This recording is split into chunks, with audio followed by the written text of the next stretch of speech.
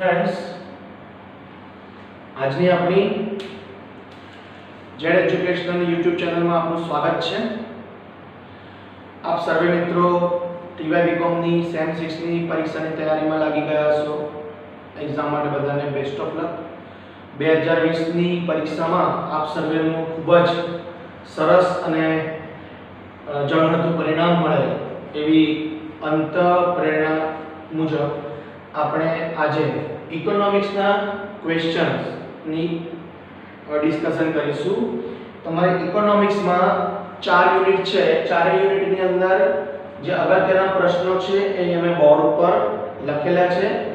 હું one by one એ questions read કરીશ, તમે તમારી બુકમાં એને ટિક કરી લેશો અને એઝ પર માય વ્યૂ હું દરેક વ્યૂમાં એવું કહું છું તમને કે આટલા જ ક્વેશ્ચન છે એ ખાસ અગત્યના પ્રશ્નો છે કે આટલા તો તમારે કરવાના જ।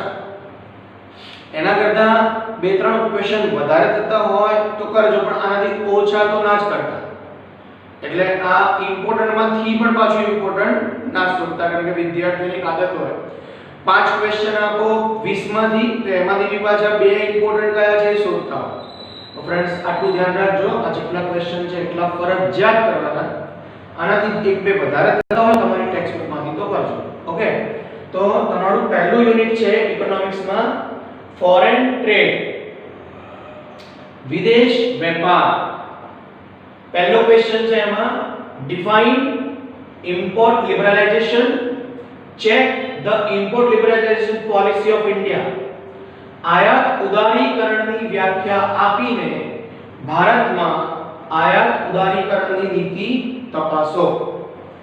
બીજો ક્વેશ્ચન છે શોર્ટ નોટ તમારે તૈયાર કરવાની છે, ઇમ્પોર્ટન્ટ સબસ્ટિટ્યુશન ઇમ્પોર્ટ સબસ્ટિટ્યુશન, આયાત અવેજીકરણ। ત્રીજો ક્વેશ્ચન છે evaluate foreign trade policy of 21st century of India. 21મી સદીની વિદેશ વ્યાપાર નીતિનું મૂલ્યાંકન કરો। ચોથો ક્વેશ્ચન છે describe the different phases and characteristics of foreign trade policy of India। ભારતની વિદેશ વ્યાપાર નીતિના જુદા જુદા પાસાઓ તથા તેના લક્ષણો સમજાવો। પાંચમો ક્વેશ્ચન છે changes occurred in the size and nature of foreign trade of India after new economic policy of 1991। 1991 ની નવી આર્થિક નીતિ બાદ ભારતીય વિદેશ વેપારના કદ તથા સ્વરૂપમાં થયેલા ફેરફારો। તો પહેલા યુનિટમાં ફ્રેન્ડ્સ 5 ક્વેશ્ચન ખૂબ જ અગત્યના છે। બીજા યુનિટની અંદર આપણા બીજા યુનિટનું ટોપિક છે કોમર્શિયલ બેંક્સ, વ્યાપારી બેંકો। એમાં અગત્યના 6 પ્રશ્નો છે। હું વન બાય વન બોલું છું, તમે તમારી બુકમાં એને ટિક કરશો। ફર્સ્ટ ક્વેશ્ચન છે differentiation between public sector banks and private sector banks. જાહેર ક્ષેત્રની બેંકો અને ખાનગી ક્ષેત્રની બેંકોનો તફાવત। Recommendation of Narasimha committee showing reforms in Indian banking structure। ભારતીય બેંકિંગ માળખામાં સુધારા કરવા માટેની નરસિમ્હા સમિતિની ભલામણો। explain the concept of Indian private sector commercial banks and discuss their functions। ભારતીય ખાનગી ક્ષેત્રની વાણિજ્યિક બેંકો અથવા વ્યાપારી બેંકોનો ખ્યાલ સમજાવી એના કાર્યો લખો। फोर्थ नंबर નો ક્વેશ્ચન છે main problems of Indian commercial banks. ભારતીય વ્યાપારી બેંકોની મુખ્ય સમસ્યાઓ।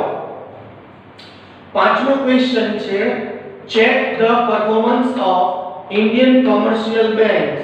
ભારતીય વ્યાપારી બેંકોની કામગીરી તપાસો।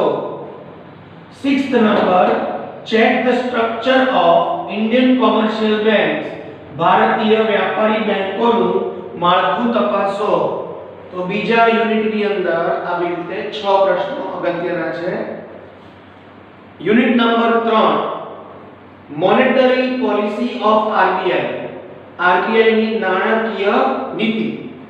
એના અંદર પણ 6 પ્રશ્નો છે. First question, functions of RBI, RBI ના કાર્યો જણાવો. બીજો ક્વેશ્ચન છે meaning and concept of monetary policy, નાણાકીય નીતિનો અર્થ અને ખ્યાલ. થર્ડ ક્વેશ્ચન છે ઓબ્જેક્ટિવ્સ ઓફ મોનેટરી પોલિસી, નાણાકીય નીતિના હેતુઓ. ફોર્થ ક્વેશ્ચન છે main instruments of monetary policy of RBI, RBI ની નાણાકીય નીતિના મુખ્ય સાધનો. ફિફ્થ ક્વેશ્ચન છે credit control policy by RBI, RBI ની શાખ નિયંત્રણ નીતિ. છઠ્ઠો ક્વેશ્ચન છે monetary policy of RBI, RBI ની નાણાકીય નીતિ સમજાવો. ફ્રેન્ડ્સ, આની અંદર 6 ક્વેશ્ચન તમારે તૈયાર કરવાના છે. ટોટલ આપણે જોવા જઈએ તો યુનિટ 1 ના 5, યુનિટ 2 માં 6, યુનિટ 3 માં 6, એટલે 6 અને 6 12 ના 5 17 ક્વેશ્ચન છે અને 7 એટલે 24 ક્વેશ્ચન આખી બુકમાંથી તમારે ખૂબ જ અગત્યના છે, મોસ્ટ આઈએમપી છે, જે પૂછવાની શક્યતા વધારે છે. 24 થી વધારે થાય તો કરજો, પહેલા 24 કરી નાખવાના. આ પ્રશ્નો એકદમ કંઠસ્થ થઈ જાય, યાદ રહી જાય, મેમરાઇઝ કરી લો. પછી તમારે બીજા ક્વેશ્ચન લર્ન કરવાનો ટ્રાય કરવાનો. જો તમારાથી થાય તો એ કરવાના, પણ આટલા તો કમ્પલસરી કરવાના જ. Okay, let's see the unit number 4, taxation and black money, કરવેરા અને કાળું નાણું. એનો ફર્સ્ટ ક્વેશ્ચન છે characteristics and defects of present tax structure of India, ભારતના વર્તમાન કર માળખાના લક્ષણો તથા ખામીઓ. શોર્ટ નોટ ઓન ડિમોનેટાઇઝેશન, એટલે કે નાણાબંધી કે વિમુદ્રીકરણની ટૂંકનોંધ. નાણાબંધી भी બોલાય, વિમુદ્રીકરણ भी બોલાય, અને અંગ્રેજીમાં એને ડિમોનેટાઇઝેશન, જે નરેન્દ્ર મોદી સાહેબે કર્યું હતું એ. Third number, measures taken by government to control the flow and to stop the creation of black money, કાળા નાણાંના પ્રવાહને નિયંત્રિત કરવા અને કાળા નાણાં બનતા રોકવા માટે સરકારે લીધેલા પગલાઓની ચર્ચા કરો. ફોર્થ ક્વેશ્ચન છે meaning reasons and proportion of black money in India, ભારતમાં કાળા નાણાંનો અર્થ આપી ભારતમાં કાળા નાણાંનો કારણો તથા પ્રમાણ સમજાવો. Fifth question, discuss the indirect taxes collected by central government of India, ભારતની કેન્દ્ર સરકાર દ્વારા પરોક્ષ કરની વસૂલાત સમજાવો.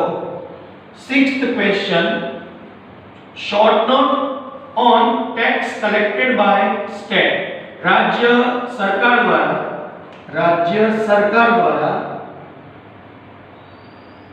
कर वसूलात. Seventh number, GST implemented in India, Bharat में जीएसटी નું અમલીકરણ. આટલા ક્વેશ્ચન છે, ટોટલ બધા થઈને 24 ક્વેશ્ચન થાય છે.